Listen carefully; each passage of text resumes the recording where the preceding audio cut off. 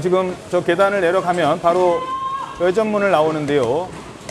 자, 회전문을 빠져나오고 있습니다. 저기서 기자들이 지금 이재명 대표의 첫 반응, 재판 결과, 물론 1심입니다만 1심 결과에 대한 반응 어떻게 나올지 함께 들어보도록 하겠습니다. 지금 기자들이 질문해 줄 것 같습니다. 오늘 재판 결과 한 말씀만 부탁드리겠습니다. 좀 조용히 좀 해줄겠는데? 네. 오늘의 이 장면도 대한민국 현대사의 한 장면이 될 것입니다.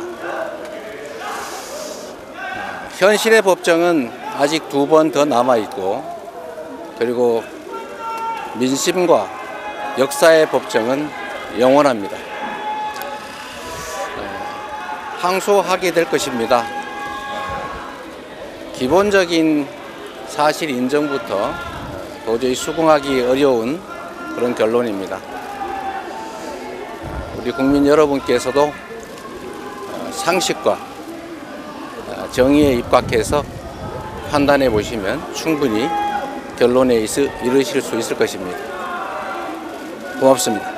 징역형 집행유예가 선고됐는데요. 형량 어떻게 생각하시나요? 재판부가 두 발을 허위로 판단했는데 여전히 부인하시나요? 자, 이재명 대표의 첫 반응이 나왔습니다. 항소하겠다는 입장, 팩트만 좀 전해드리겠습니다. 아직 2번의 재판이 더 남았다. 대한민국 현대사에 오늘 이 장면도 또 다른 한 장면으로 기억될 것이다. 1, 2심도 남아있고, 하지만 또 민심의 법정도 남아있고 역사의 법정도 남아있다.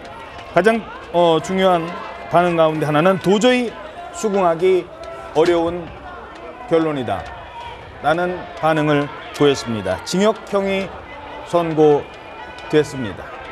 자, 이재명 대표도 다소 격앙된 목소리로 오늘 1심 재판에 대해서 지금 반응을 보였네요. 네, 그렇습니다.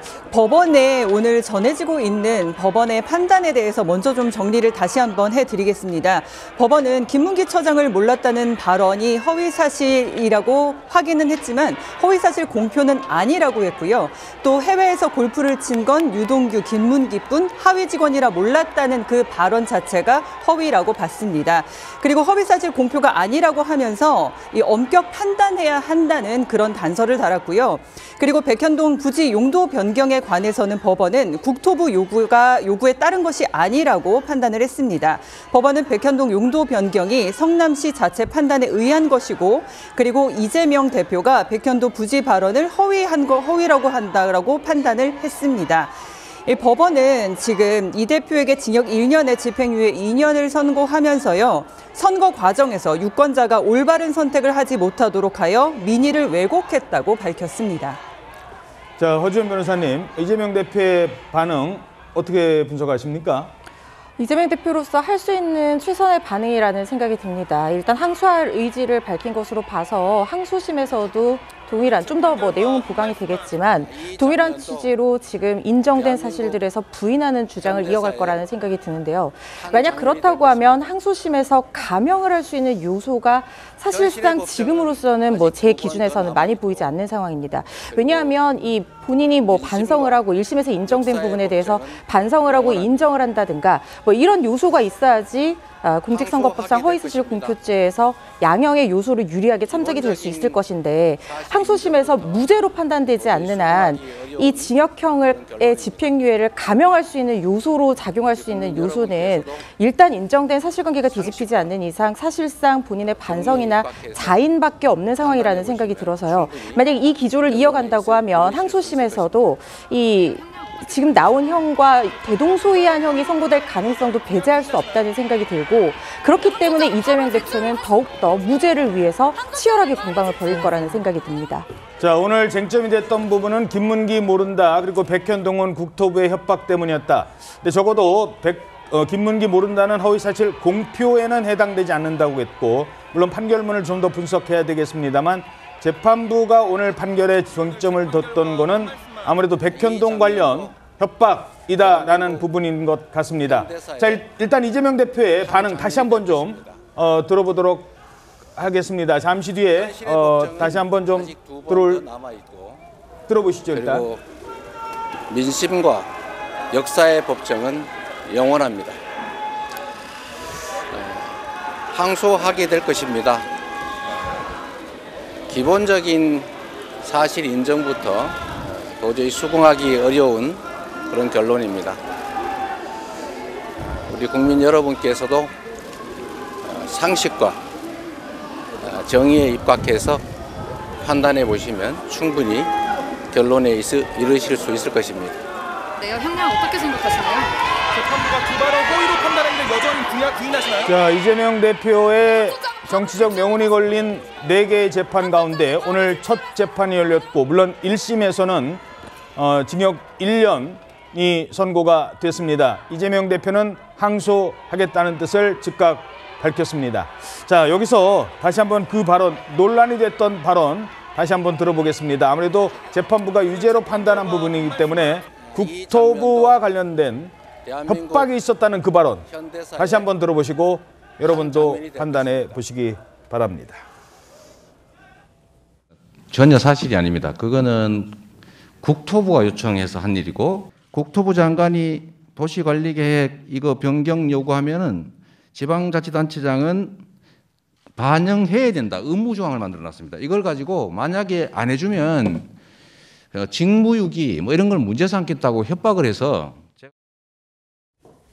자, 아까 김문기 모른다는 발언은요, 뭐 진행자가 질문에 이렇게 얘기할 수도 있습니다. 그리고 안다 모른다는 사실을 사람들한테 막 다니면서 뭐 이렇게 얘기하는 게 아니거든요. 그러니까 공표는 아니다라고 봤습니다. 그 부분은 무죄로 판단이 난 것으로 알려지고 있고, 근데 저 발언은 공표라고 했을 때 어떤 의도가 있었느냐, 의원이 물어봤을 때 이렇게 얘기만 한 게 아니라 본인이 준비해온 부분이 있었어요. 준비해온.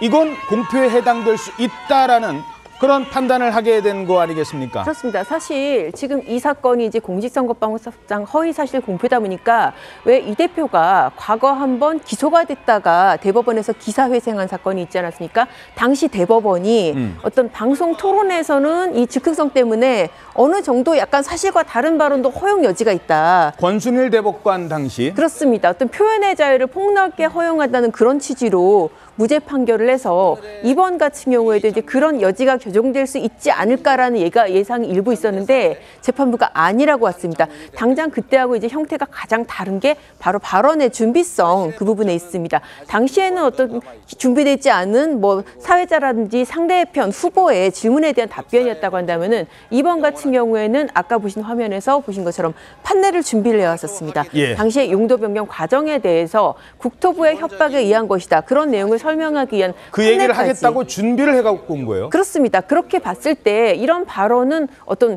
즉흥적인 상대방의 질문에 대한 답변으로 볼 수 없고 본인 방어 차원에 머무르는 것을 볼 수 없고 적극적인 허위사실 공표라고 봤기 때문에 이 사건 양형을 그렇게까지 설정한 것으로 보입니다. 예.